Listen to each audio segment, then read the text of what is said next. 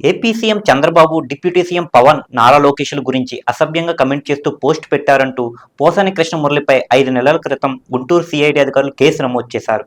ఆంధ్రప్రదేశ్లో పలు చోట్ల ఆయన మీద కేసులు నమోదయ్యాయి. వీటి ప్రకారం పోసానిని కొన్ని రోజుల క్రితం ఏపీ పోలీసులు అరెస్ట్ చేశారు. నిజానికి ఆయనకు బెయిల్ వచ్చిందని, ఈ రోజు విడుదలవుతారని వార్తలు వచ్చాయి.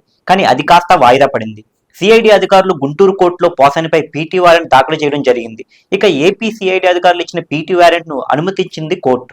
దీంతో పోసానిని గుంటూరు మెజిస్ట్రేట్ ముందు హాజరుపరిచారు. ఈ క్రమంలో గుంటూరు మెజిస్ట్రేట్ ముందు పోసాని కృష్ణమురళి భావోద్వేగానికి గురైనట్టు తెలుస్తుంది. తనకు బెయిల్ ఇవ్వకపోతే ఆత్మహత్య శరణమని వేడుకున్నట్టు సమాచారం. తన మీద ఎన్ని కేసులు పెట్టారో తనకే తెలియదని, రాష్ట్రమంతా తిప్పుతున్నారని పోసాని చెప్పుకొచ్చారు.